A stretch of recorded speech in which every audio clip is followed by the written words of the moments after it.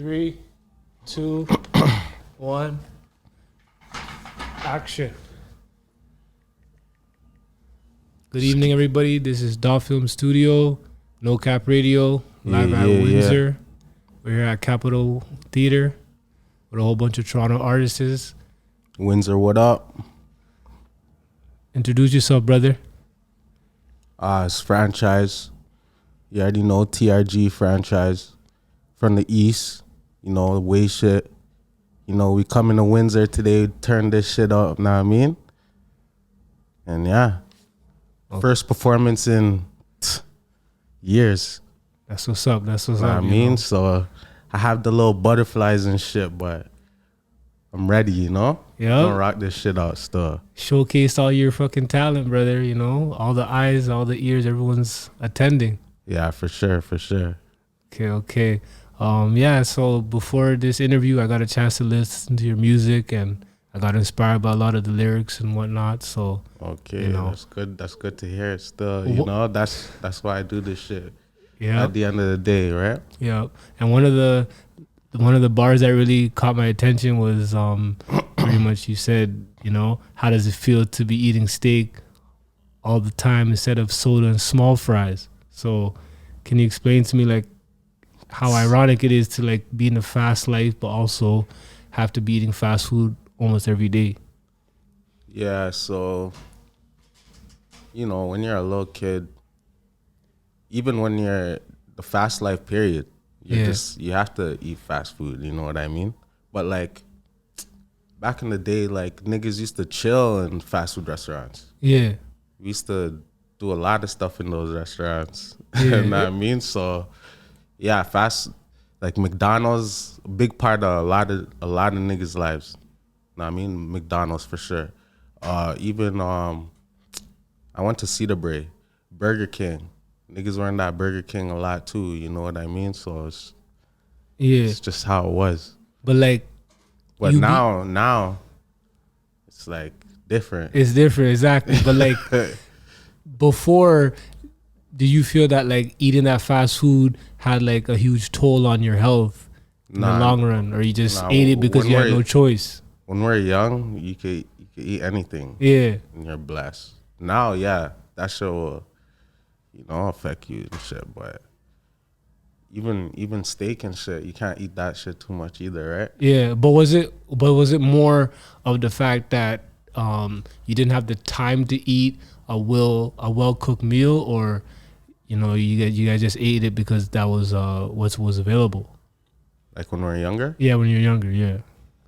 Yeah, when we were younger, we're doing our thing, but we ain't going to no restaurants and shit. Yeah, because I know obviously in that life, like you could have the time to eat a nice meal, but it's just like the full mate ring or something may happen. You only eat those good meals at home. See? That's it. Yeah. Okay. Now we could eat those meals whenever. Yeah. You know that's the change. Mean? That's the change. Yeah. Okay. Yeah.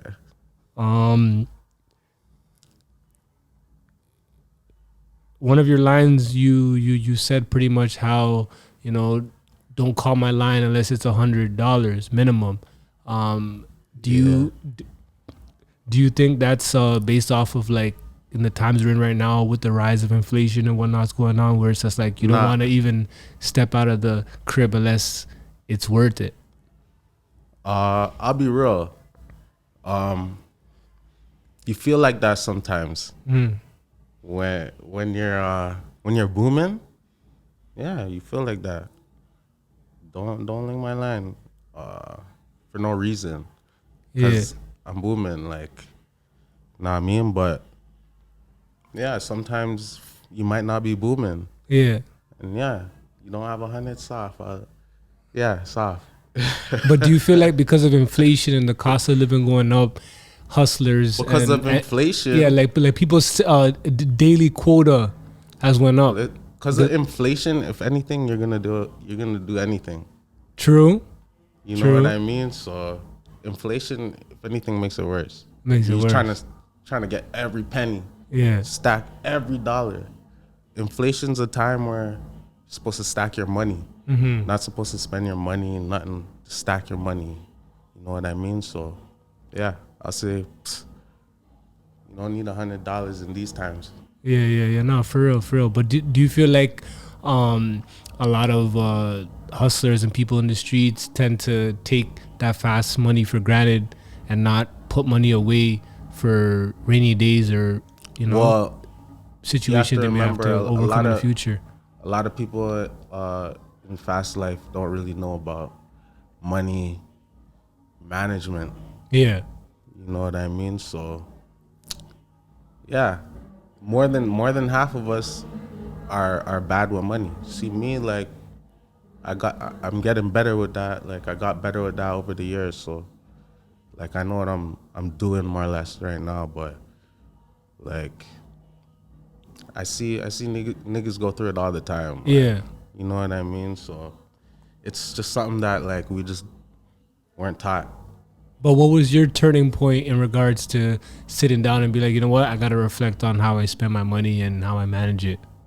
Well, I moved out the crib years ago. So when you move out, you have responsibilities you have to Correct. deal with. So it kind of forces you to start moving like that, regardless. Yeah.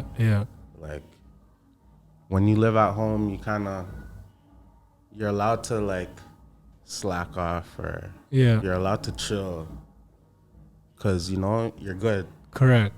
But yeah, that's how I look at it. As the responsibilities start to pile up, it starts to sharpen your mind. It's either you drown or you get out of that shit. Like that's it. There's only two options: you swim or you drown. 100%. That's it. Yeah, that's it. Okay. So let's talk about going 50-50 with your partner, because I really got inspired by that bar where you basically said, let's take this over 50-50. I do the road and you do the stripping. Some men I've noticed in our generation and our world today, some men are beta male providers in their relationships, which basically require them to provide everything for their woman. Do you feel that your partner should bring something to the table, and if so, how much in a relationship setting? Well, I look at it like the times that we live in today isn't like back in the day. Like shit's a lot more expensive, but it's either two ways. Like if you come up with your partner, then like that you guys have to fight together, you know what I mean? And do that shit together, like get it out the mud together. You know what I mean? But like if you don't have nobody to do that shit with, and you just have to get it out the mud by yourself, and then take care of somebody, like, but only go a girl like bringing to the table. Yeah, they should bring something to the table nowadays. 100%. And how much do you think a girl, that I guess is trying to be your partner, how much do you think she should be bringing to the table? Like, what is the bare minimal? Just depends on your situation. Okay. Because both you guys just have to make it work. If you could make it work by yourself, then it's always better to do that, and then you know what I mean. But if you can't make it work by yourself, then your partner should be there to help you, and you guys get it out the mud, and then eventually you'll have her and shit. You know what I mean? Like good, because the dudes, I'm just saying that because there's some dudes that literally accept the girl coming to their relationship with nothing, right? And they're the ones taking care of the entire lifestyle that girl wants to live, which they gotta bring something, Okay. 100%. But that something doesn't have to be like money all the time too. It could be like motivation. It could be correct. They could take care of everything else. Keep you in order, and because that shit's expensive. 100%. No, because you even said like it's not like before in the old school, right? Because it's not. When you look at the old Definitely school, not. there was a lot of basically single. One income household, right? Where one person brought in the money, but now most people can't even sustain a family without both mother and Yeah. father working. So Yeah, and yeah, it's true. It's way different still. Yeah. Way different. So yeah, like I feel like nowadays though, girls do bring a lot to the table though. Like I don't say a lot. Like obviously, we're not talking about those city girls. Those Yeah. like those girls like yeah, like they get it how they get it. I'm not can't hate on it. They get it how they get it. You know what I mean? But talking about like if you're really like serious with a female, they're most likely putting in work. Correct. You know what I mean?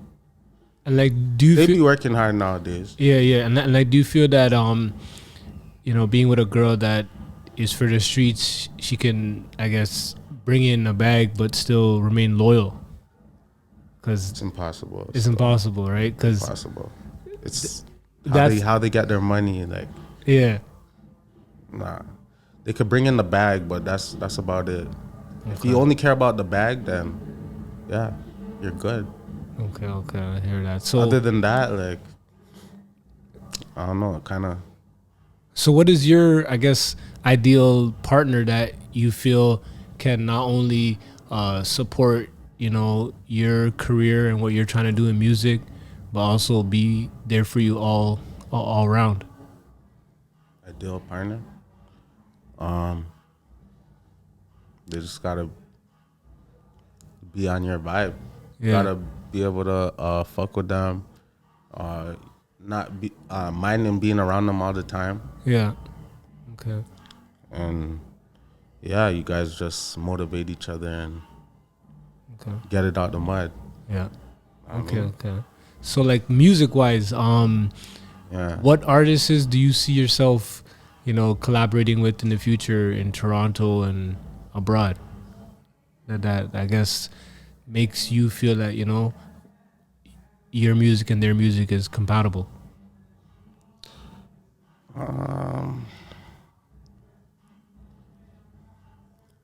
I don't know. I can't really.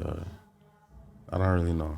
Like To be honest. minus all the politics. Like for instance, like just sitting here right now. I like making music with the man. I'm not. Okay. So you're more of just a gang. Paco. Okay, No, okay. no gang. No gang. No, because I do know some artists who only stick with their gang, right? It doesn't matter how much money you drop on the table. I still fuck with the other two artists Okay. that I consider like my family and shit. But yeah, there's a couple artists in the city. Yeah, I have some collabs. Okay. I have some collabs Who are your with, biggest collabs so far that you got going, like biggest? or that you're proud of, that you feel that you and that person did? I've only really done tracks with the man, but I've done tracks with Swagger. Okay. 2Ks. Okay. He's in Trap Related with me and shit. Okay. Paco. Okay. Trap Related as well. All I Got, I just dropped a video, my latest video with Dope. Yeah. He's gonna have a sick year this year for sure. He's going in right now. Most features. No, I've done a lot of features still, but those are like my recent ones. I dropped a tape last year called Winter Baby. Yeah. Yeah, Swagger was on that one. Paco was on that one. Yeah, I think that's it. Okay. Yeah. So obviously, like as you can see now, music has like become very viral in people's lives, and like music is now something that a lot of people are looking to get into. So, where do you see yourself like as a difference maker when it comes to music, like especially in Toronto? Like, what do you, I guess, offer the listener who's listening to your music? Well, what's different?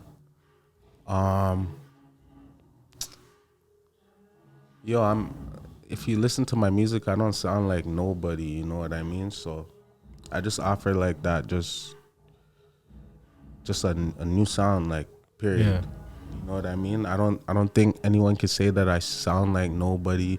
Yeah. You know what I mean? So I guess that's what I kind of bring to the table, like my own sound, like when people hear my ad libs, like everything's just me. You know what I mean? Yeah. So they just know it's me on the track. So that's what I like still. I've been doing this for a while now, right? So Okay. so like I just built my own sound.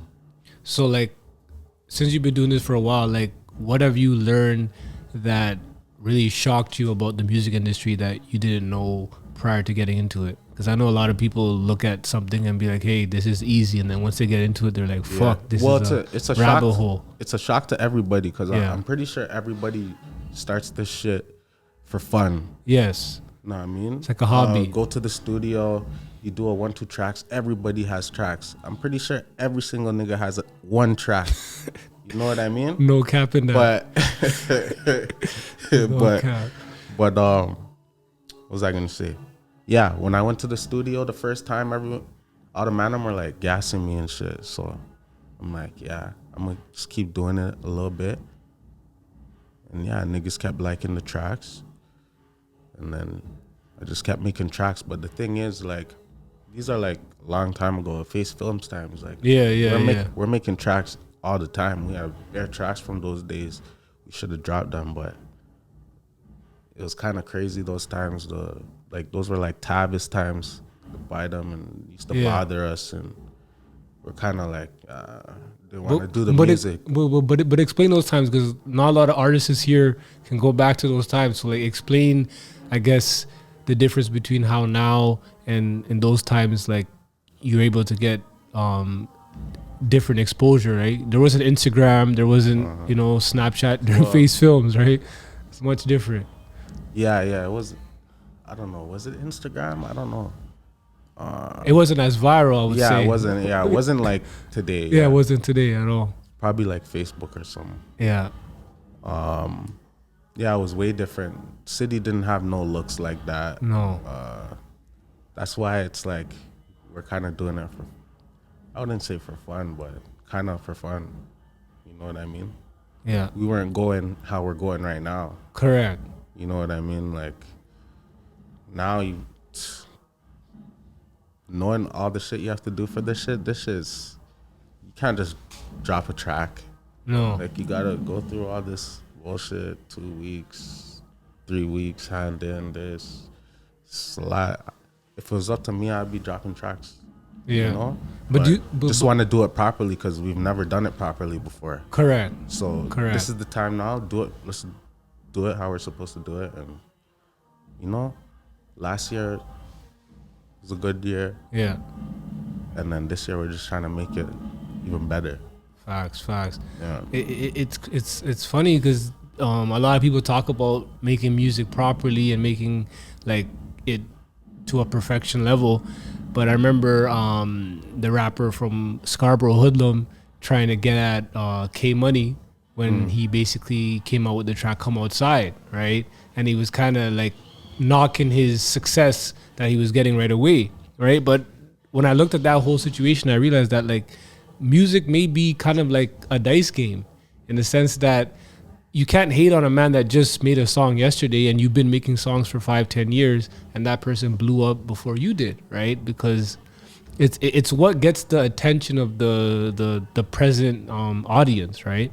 So what do you think your audience is? What is your target audience? Who do you convey your music to in particular?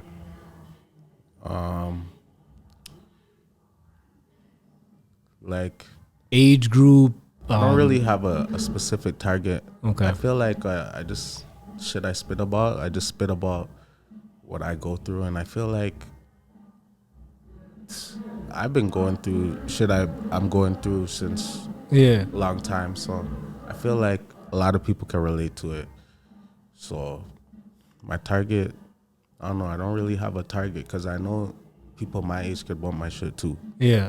And I know younger people can bump my shit. So. So mostly I would say like the youth, the younger black males, the dudes coming up in the streets to hustle. Older people like my shit too. Older heads too, OGs. Okay, what about your style? Do you think the older heads, get attracted to your music from? Yeah, they like my shit because I have bars, Yeah, and then I I throw in the melody yeah, here and there. Like I switch up my flows. Like all my tracks don't sound the same. yeah. Yeah, they tell me that still. Sometimes when they, well, one of them told me that I remember last year. Fucking, he's like, yo, you're like a papoose. I'm like, nah, fam. Yeah. I didn't like that shit. So Oh, it was an Sweating insult my- or a started compliment? going in my bag after Oh, that. okay, Like, okay. I like spitting, but Yeah. not that much. But your flow though, because they do say a lot of your music has to do with your flow. So like, when do you think or when was it in your career that you identified with your flow and you said, you know what, this is my identity in a music game? Because it takes a long time for you to develop a flow until you realize this is the one. Just happens. It just happened naturally, eh? It just happens. Like Okay. that. I feel like it's that for everybody. They just keep doing how they started, and you just build on how you started, Yeah. and you add to it. Take stuff out. You see what people like. See what people are like. Yeah. Okay. Yeah. So how's your social media going? You have any social media you want to give out to the audience?